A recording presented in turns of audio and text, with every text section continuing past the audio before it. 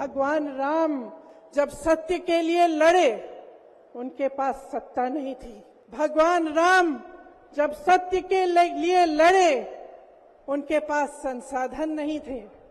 रथ रावण के पास था, संसाधन रावण के पास थे, सेना रावण के पास थी, सोना रावण के पास थी, वो तो सोने की लंका में रहता था। प्रधानमंत्री नरेंद्र मोदी जी को याद दिलाना चाहती हूं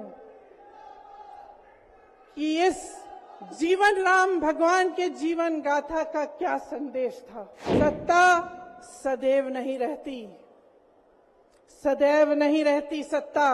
सत्ता आती है, जाती है, अहंकार चूर चूर होता है एक दिन।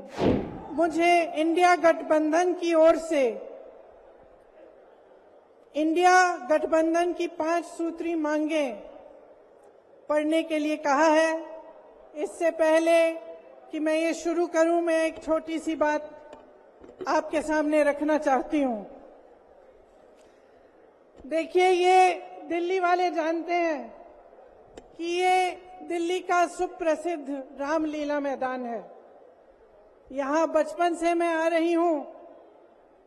हर साल दशहरे के दिन यहां इसी मैदान में रावण के पुतले का दहन होता है। मैं छोटी थी तो अपनी दादी जी इंदिरा जी के साथ आती थी, उनके पैरों के पास जमीन पर बैठ के देखती थी। उन्होंने हमारे देश की ये प्राचीन, हजारों वर्ष प्राचीन गाथा जो रामायण है, भगवान राम जी की जीवन गाथा मुझे सुनाई। आज जो सत्ता में है वे अपने आप को राम भक्त कहलाते हैं। इसीलिए यहां बैठे हुए मेरे मन में ये बात आई कि उनको इस संदर्भ में कुछ कहना चाहिए।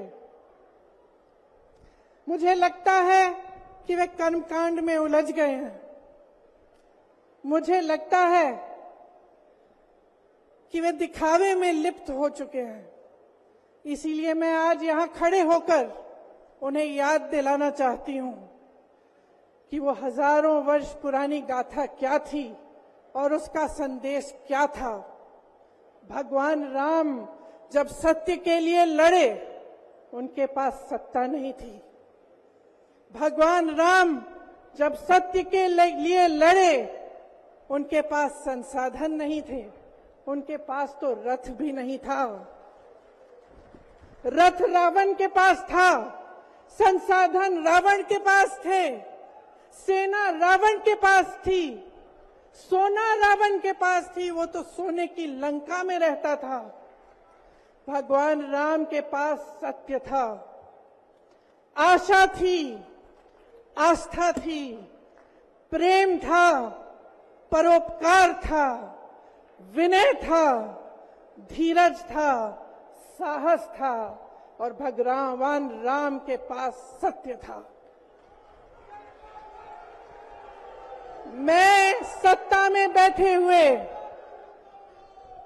सरकार के जितने भी सदस्य हैं, अपने प्रधानमंत्री नरेंद्र मोदी जी को याद दिलाना चाहती हूं कि इस जीवन राम भगवान के जीवन गाथा का क्या संदेश था। सत्ता सदैव नहीं रहती, सदैव नहीं रहती सत्ता। सत्ता आती है, जाती है, अहंकार चूर चूर होता है एक दिन। यही संदेश था भगवान राम का, उनके जीवन का। और आज यहां रामलीला मैदान पर खड़े हुए इंडिया गठबंधन की 5 मांगों को पढ़ने से पहले मुझे ये उचित लगा कि मैं ये संदेश एक बार फिर दोहराऊं।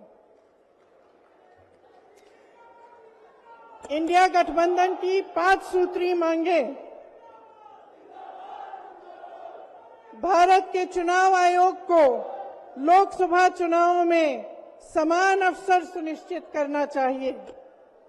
दूसरी मांग, चुनाव आयोग को चुनाव में हेराफेरी करने के उद्देश्य से विपक्षी राजनीतिक दलों के खिलाफ इनकम टैक्स, ईडी और सीबीआई द्वारा की जाने वाली बलपूर्वक कार्रवाई को रोकना चाहिए। तीसरी मांग, श्री हेमंत सोरेन एवं श्री अरविंद केजरीवाल जी की तत्काल रिहाई की जाए। चौथी मांग, चुनाव के दौरान विपक्ष के राजनीतिक दलों का आर्थिक रूप से गला घोटने की जबरन कार्रवाई तुरंत बंद होनी चाहिए। पांचवी मांग, चुनावी बांड का उपयोग करके बीजेपी द्वारा बदले की भावना, जबरन वसूली और धन शोधन के आरोपों की जांच के लिए सुप्रीम कोर्ट की निगरानी में एक एसआईटी गठित हो जानी चाहिए।